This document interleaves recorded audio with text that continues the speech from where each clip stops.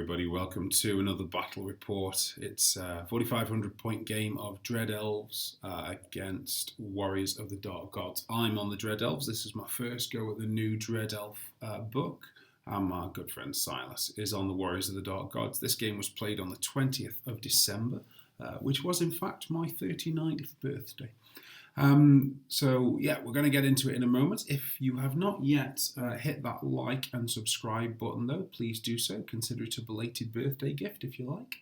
I'm going to flash up the army lists on the screen in a moment, and you can pause and have a look at those if you want to see them in more detail, and then we will get straight into deployment.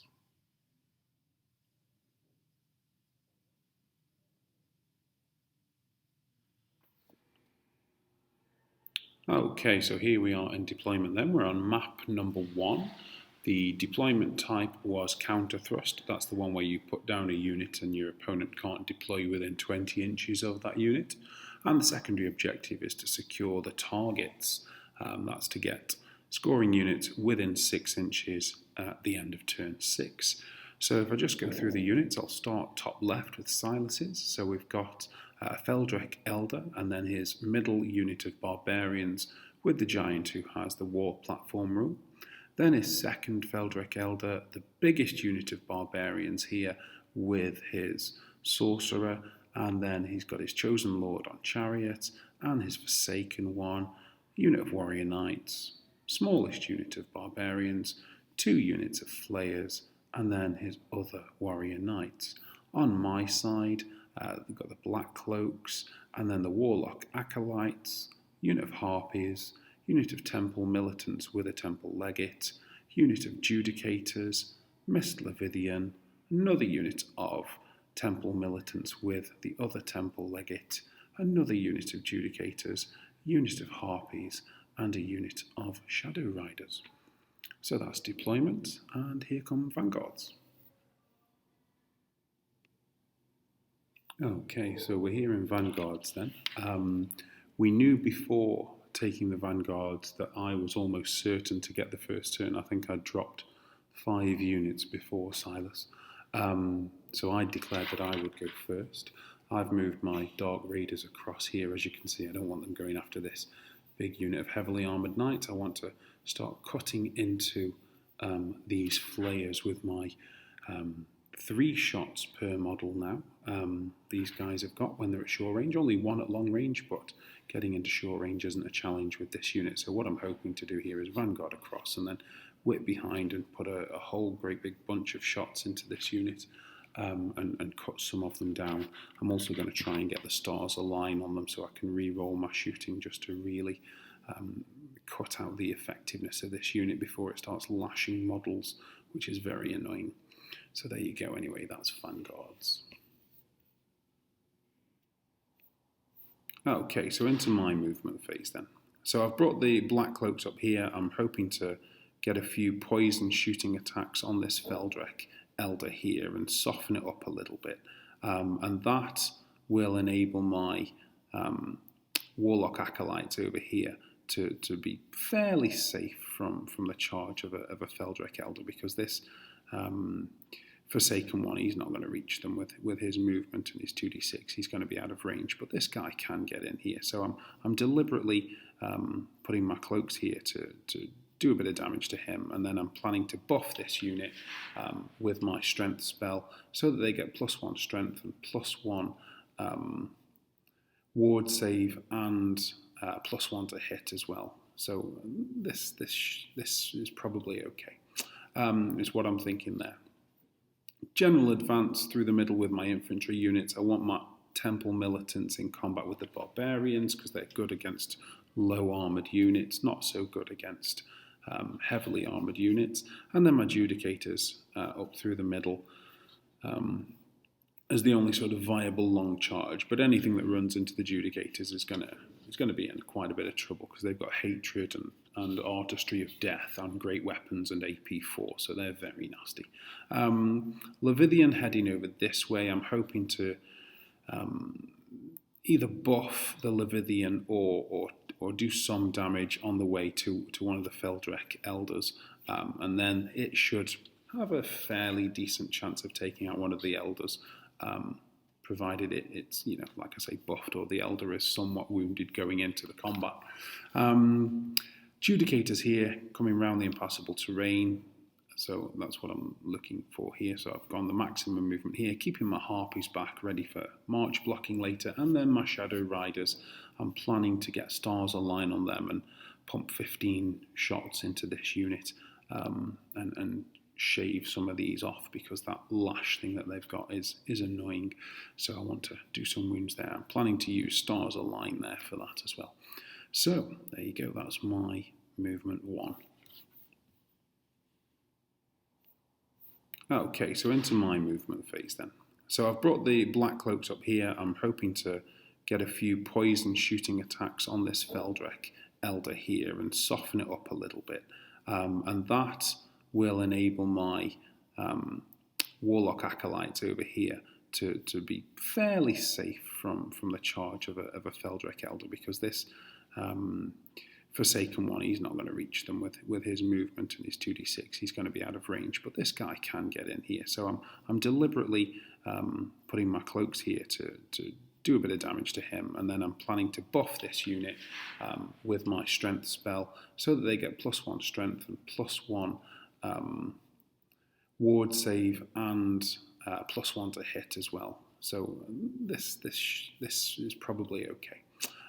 Is what I'm thinking there. General advance through the middle with my infantry units. I want my temple militants in combat with the barbarians because they're good against low armoured units, not so good against heavily armoured units. And then my judicators up through the middle as the only sort of viable long charge. But anything that runs into the judicators is going to be in quite a bit of trouble because they've got hatred and artistry of death and great weapons and AP4, so they're very nasty. Levithian heading over this way. I'm hoping to either buff the Levithian or do some damage on the way to one of the Feldrek elders, and then it should have a fairly decent chance of taking out one of the elders, provided it's, like I say, buffed or the elder is somewhat wounded going into the combat. Judicators here coming around the impassable terrain, so that's what I'm looking for here. So I've gone the maximum movement here, keeping my harpies back ready for march blocking later, and then my shadow riders, I'm planning to get stars align on them and pump 15 shots into this unit, and shave some of these off because that lash thing that they've got is annoying. So I want to do some wounds there. I'm planning to use stars align there for that as well. So there you go, that's my movement 1. Okay, so we're into Silas's movement 1 here then. And what he's done, as anticipated, he's charged the black cloaks up here with his Feldrek elder. I fled, knowing that I would be fleeing in this direction here. I would be kind of coming through this unit and coming out the back, and then getting my BSB who's within 12 there, so I'm okay with that. And then what else has he done? So he charged with the Feldrek elder here on my acolytes. I thought, you know what, I'm going to give this a chance. I'm still at +1 to hit. I've got 2 attacks per model with +1 to wound in the first turn. I'm going to hang around and see how they do. There are 10 of them as well.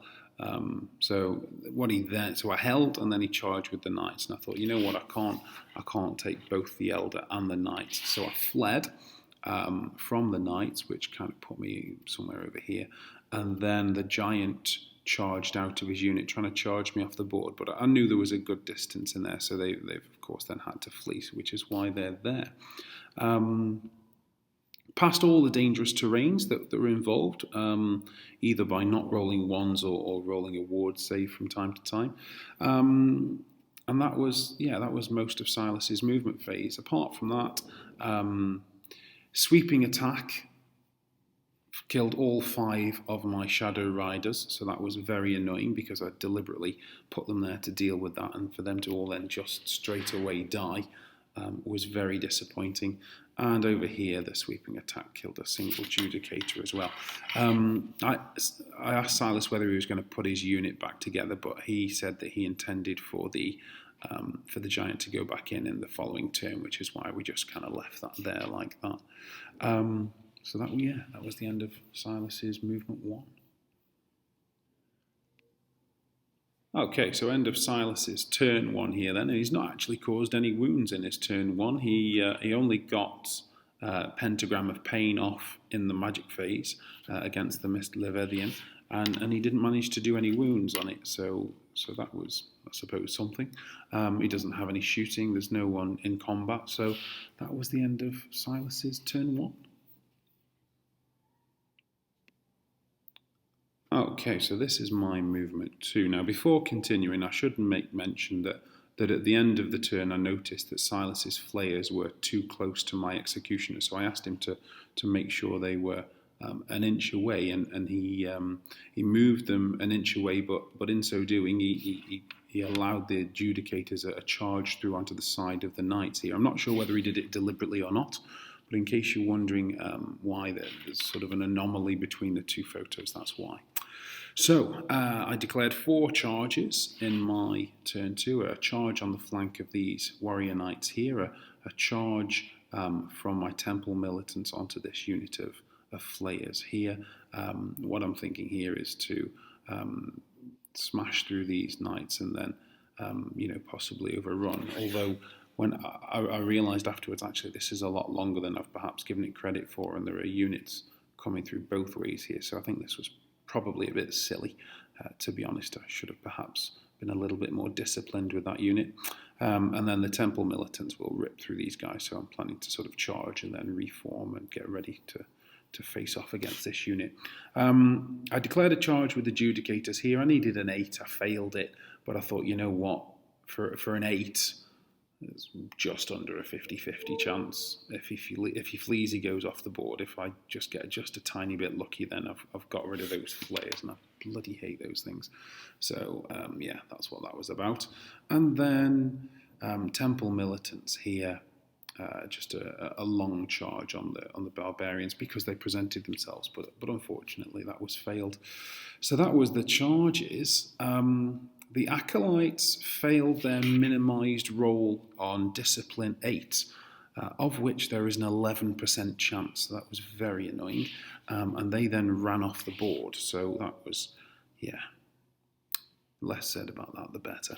Scouts over here rallied, though, on their own. I'd been quite silly with this unit and charged at the barbarians over here, taking my BSB out of the way. I've just noticed I've left the 1 inch rule not quite in place there. So yeah, anyway, they rallied by themselves. And then I just plopped the Mist Leviathan here ready to sort of head in this direction and offer support later. And I've put my Harpies down here. Now, we were looking up the Harpies rule. Skirmishers used to contract when in combat, but I couldn't find anything about that in the skirmisher rule. So I thought, well, in that case, I'm going to put all 8 of them in a conga line in front of these 3 big monsters and hold them off for a turn. I feel like that's wrong, but even the diagram on the skirmish rules seem to show them in combat in skirmish formation. So if I've got that wrong, then do please say so in the comments and point out the page number in the rules where we've missed that. We did spend quite a lot of time looking for it, but couldn't find anything to suggest that it couldn't be done. And then this other unit of Harpies is just here in the middle, away from these knights and in a good position to sort of offer ranged support and blocking as and when. So that was the end of my movement 2. Okay, so end of my turn 2 here. Then I got the stars align off on the temple militants. That's really in preparation for a combat with this big barbarian unit that I anticipate. And the temple militants ripped through the flayers and reformed, as you would expect. The Judicators beat off the warrior knights. They should have dropped them entirely, to be honest. But Silas made 5 out of his 8 5+ armor saves. So that was a little bit frustrating. And then for some reason, I cannot think for the life of me why I did this. I decided not to pursue them. And in so doing, left myself open to a double charge here. And I cannot for the life of me think what I was thinking. Was I trying to hold the secondary objective? I'm not sure. But there's no way a unit of Judicators can take on 2 units who are coming at them with great weapons. So I don't know what I was thinking there. Anyway, so that was the end of my turn 2. Okay, so we're into Silas's movement 2 here then. And he did double charge the Judicators, which I think was the right thing to do. If I were him, I might have been tempted to charge with the single unit on the flank because I held against that unit, and he charged with that one first.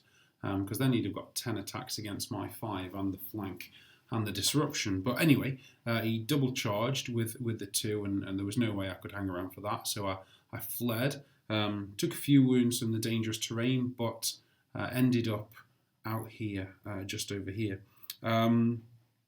Charged the Harpies over here with his 2 Feldrek Elders, and he charged at the Temple Militants with his Barbarians here. The Knights rallied as well on their general's leadership, and that was more or less Silas's movement too. Oh, other than to say that, I don't know whether I've already mentioned, the Giant rejoined the Barbarian unit over here. That's the end of Silas's movement 2. Okay, so on to Silas's turn 2 here then. He had previously flayed a few Judicators over here with his flayers, or lashed, I think I should say. Lightning Van Braces in the magic phase took out 5 militants, which is a fairly good return for 2d6 strength 3 hits.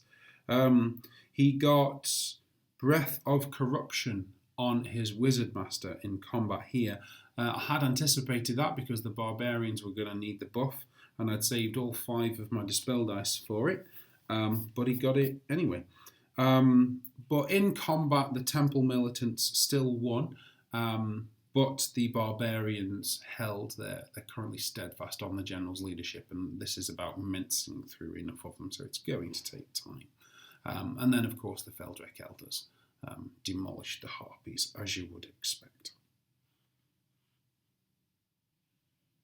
Okay, on to my movement 3 here. Then I charged with the Judicators, which caused the Barbarians to flee into the woods over here, and then the Temple Militants declared a charge against them and they fled off the board. So that was a good start.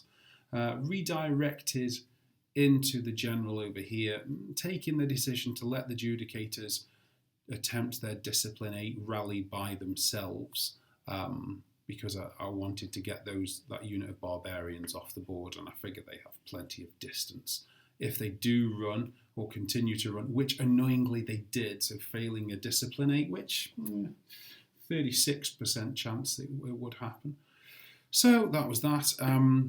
Failed the redirect into the General, missed him by an inch, so dropped the Harpies in his path instead, just to slow him down a little bit.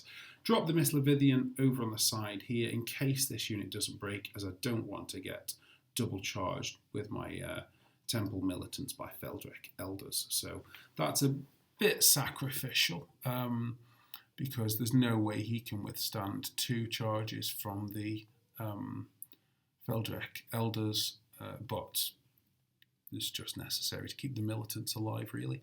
So yeah, there you go. That was the end of my movement 3. Okay, so into my turn 3 here then. And in the magic phase, I managed to get the Quicksilver Lash D3 +1 hits, which wound on the bearer's armor save through on the General, because I miscast, took a wound myself in the process, but only inflicted a single wound on Silas's General. D3 +1 was 2, so I got 2 hits, wounding on a 2+. I rolled a 1 and something, so only the 1 wound through, so that was a bit frustrating. I was hoping for at least 2, even 3, but never mind, 1 it is. The Temple militants did a bunch of wounds on the barbarians, a couple of wounds on the wizard master as well. The barbarians broke and I pursued, which took me into the side of the Forsaken one over here. So that was my turn 3. Silas's movement 3 here then.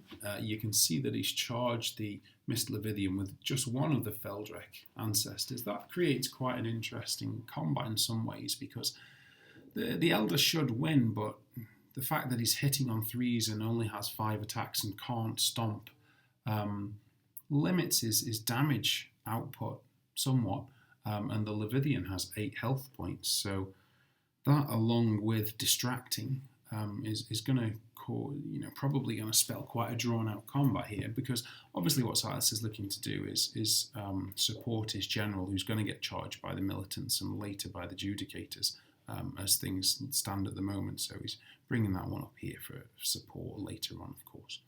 Other than that, he's got his flayers coming around and lashing my militants. He's killed 5 of those during his movement phase, and then he's prepping with his big scoring unit here to head this way, hoping to break through the Leviathan and clear a path for his scoring unit. So that's Silas's movement turn 3.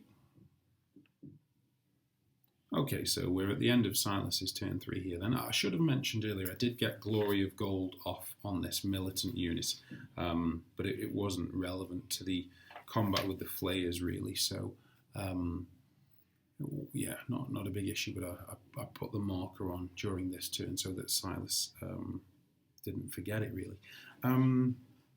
So what happened in turn 3? Well, there were no spells because the Wizard Master was dead, and the general at the time was locked in combat with the Harpy, so no spells. The Leviathan lost combat, but held. He was actually within 12 inches of the general, who was right there. So that was quite good. And the Lord beat the Harpies and reformed, as you would expect him to. So that was the end of Silas's 3. Oh, other than to say that the Temple militants here did 5 wounds on the Forsaken one, which was quite an impressive return, but disappointing as well, because I would later discover that he has a rule called Irredeemable, which means that if he's still alive at the start of the combat, then he's basically you don't take off the model until the end of the combat, so he's going to get his full profile of attacks next time before dying, even though I'm going to be killing him at agility 5 if my legate does it, or 4 if the unit does it. But anyway, there you go, 5 wounds there, but he is unbreakable. So yeah, that's Silas's 3. And into my movement 4 here then. So I've just got the 1 charge in turn 4 with the Temple militants going into the general. I'd rather charge him than have his chariot charge me. So in they go. The Judicators have failed their 3rd consecutive Discipline 8 and are now dangerously close to the edge of the board over here. Even if they survive, they now can't really do anything. So I'm quite frustrated with them.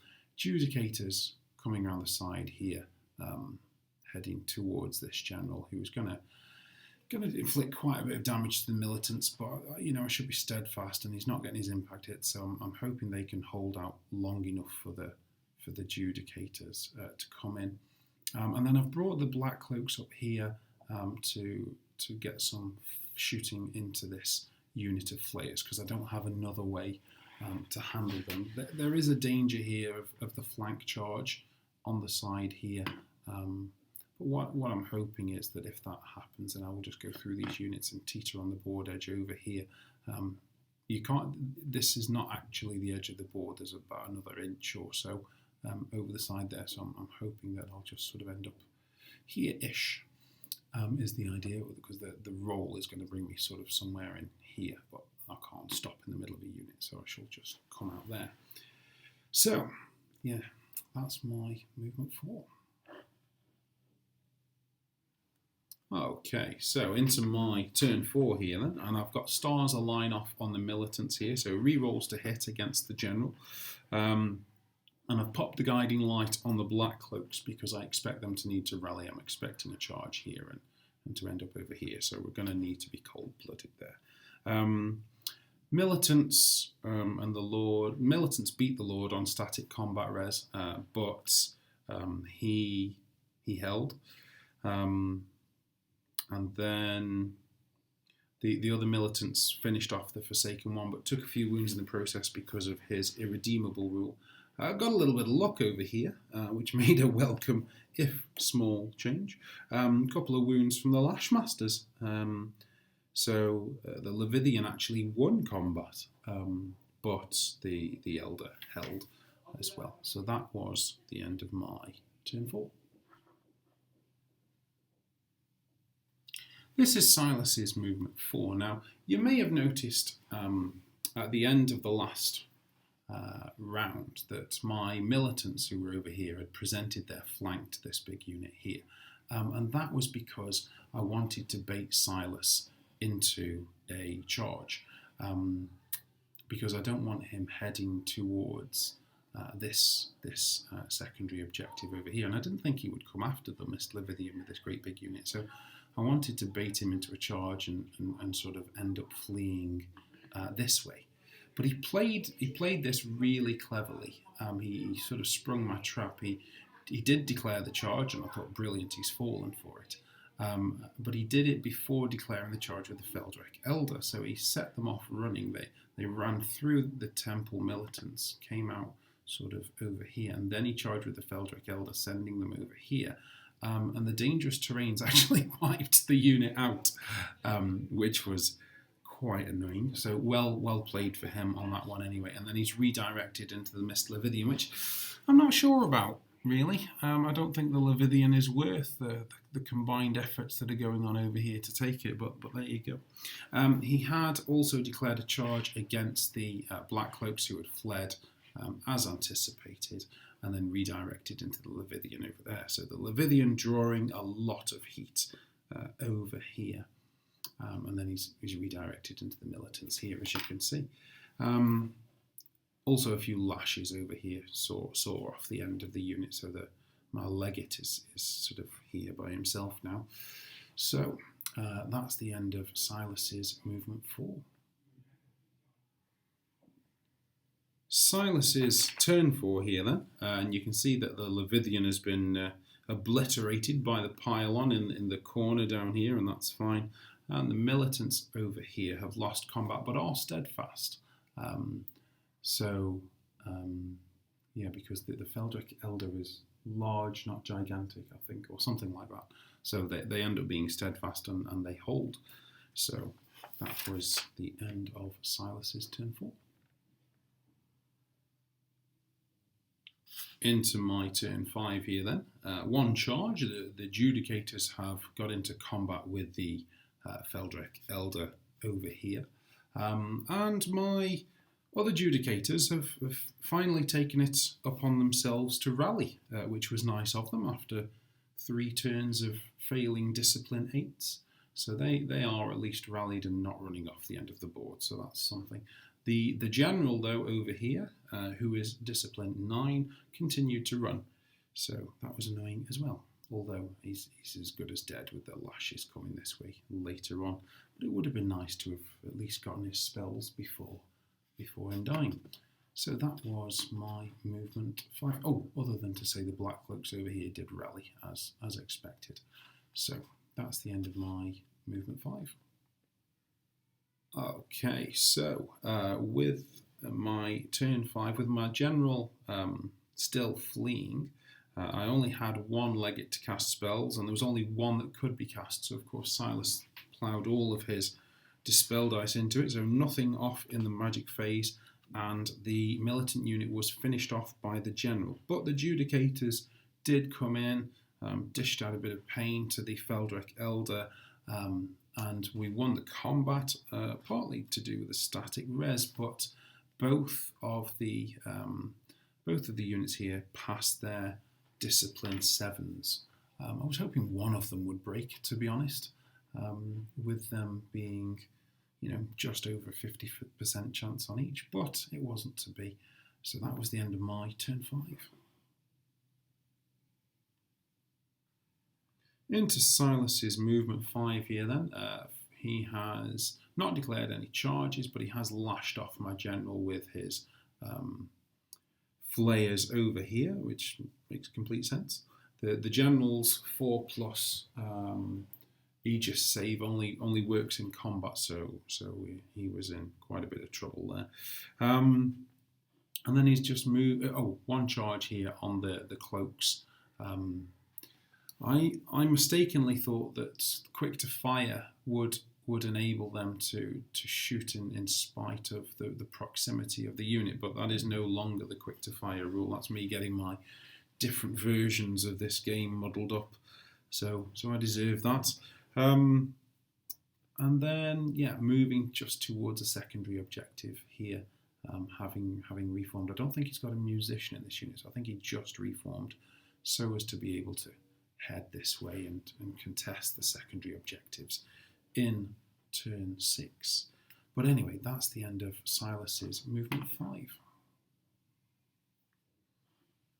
End of Silas's 5 here then. And the legate who's been sort of dodging duels and trying to not get in combat with the Lord now is in combat with the Lord. I've kind of in some ways been thankful that the Lord, Silas's chosen Lord here, has been targeting the militants, and he's been going for points, and that makes sense because the legate has a 4 Aegis and the militants don't. But anyway, he's in combat now. But he only took 2 wounds, and he is the BSB, so he had a re-roll, and he survived. So yeah, man held. Well done him. The Judicators ripped through what was left of the Feldrich Elder, so they're set up for a flank charge on the general in my turn 6, so that's nice. So that's the end of end of Silas's 5. My movement 6 then, and the Flayers had left themselves with a charge here that only needed the roll of an 8 on my Judicators, and I thought, well, I haven't done anything else in the game really, so I killed a few Flayers earlier, but might as well try and get this second unit Flayer. So I declared a charge, not expecting to be able to make it, but hoping to force Silas to sort of make a tough decision. And in the end, he decided to flee. So I'm now hoping that this unit doesn't rally, so that they've at least picked up a few points at the end of the game. And then a charge on the general's flank up here. And that is the end of my movement 6. End of my 6 here then. And you can see the Judicators have beaten the Lord. He actually survived, making 4 out of 5 saves on his fortitude of 4+. But thankfully, my 2d6 pursuit was enough to catch his 3d6, swift stride, flee. So I caught him there. So I'm now wondering whether Silas will come and have a go at finishing off this unit. He does have a giant in there, but executioners are nasty as well. So, yeah, there you go. That is the end of my 6. Okay, so this is Silas's movement 6, and you can see there have been no charges into combat, so there won't be a photograph for turn 6, as there's no magic or shooting in his army either, but we'll just sort of talk you through a few kind of important points. One is that the Flayers failed to rally and therefore count as dead, so my Judicators did pick up a few bonus points in the end. The other is that Silas has failed his march test here because there's a musician within 8 inches of him, so he's not able to come and contest this objective with a scoring unit. So I'm picking up this one, but he has got his scoring warrior knights here, so the secondary objectives are split evenly. So at the end of the game then, Silas has done 3,839 points of damage to me. I've done 3,045 to him. That's a difference of 794, with secondary objectives being evenly shared. So the game ends 12-8 to Silas. So congratulations, Silas, on a very good game. I'm going to just pause here and reflect on the game and share a few final thoughts, but I'm going to watch through my own video before doing that, so I'll be back with you.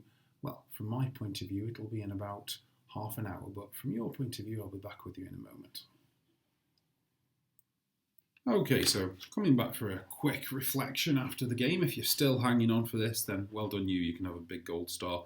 I consider myself a reasonably decent player. I think I win more games than I lose.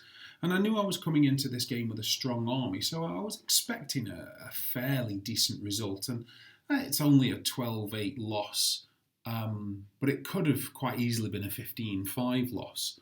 And so what I wanted to do was sort of distill the instances where my opponent was lucky, and there were times when he was lucky. We both agreed that. And the times when I made mistakes, and also to pay tribute to the times that I was lucky and times that my opponent played really well. And I do want to make a special mention of Silas's springing my trap in turn 4. That was excellent play on his part, and he fully deserved the rewards that brought him.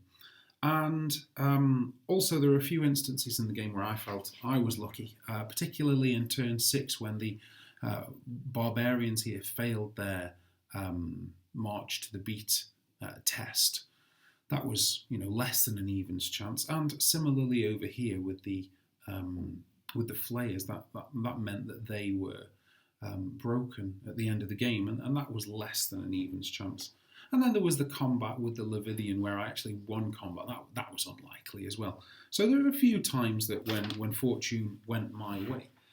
But there were a number of times in the game when, perhaps not so much. And what I want to do is sort of say, right, well, when was I unlucky? And when did I make mistakes? And I think the first thing I would say is in deployment, I tried to avoid these ruins with my combat blocks, and that meant my judicators are going the long way around this impassable terrain here. That may have been a mistake, and my proximity to this with my big units meant that when I was fleeing, I was taking a heap of dangerous terrain tests. So that was perhaps a mistake. I think my Shadow Riders were unlucky against the Flayers with 15 shots hitting on 4s with rerolls. I should get 11 hits. With 11 hits wounding on 4s, I should get 5 or 6 wounds.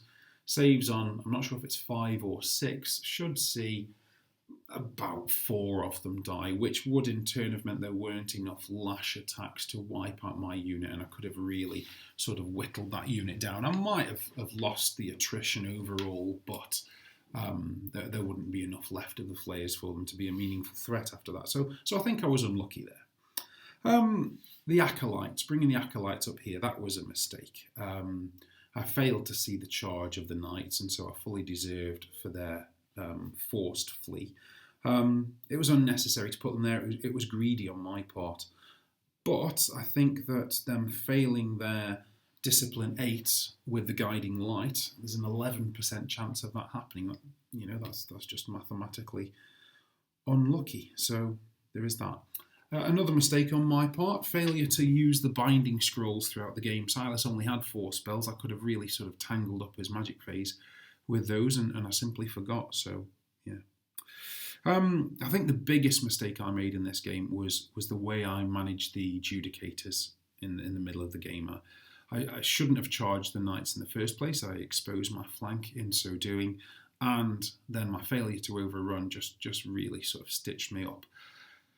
Later on, they would flee through the dangerous terrain, but they should have come back into the game. They were on 2 out of 3 turns. Had they have passed their discipline test, they could have come back into the game and be brought to bear. But the fact that they failed 3 consecutive discipline 8s meant that they ended up over here, although they did manage to score a few points with a bit of luck against the Flayers at the end there.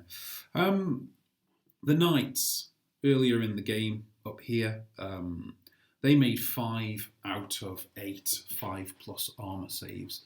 They shouldn't have been left alive, and had maths of, had law of averages seen us through, then I think my Black Cloaks wouldn't have been charged and wouldn't have ran off the board later on. So I think that was a little bit unlucky.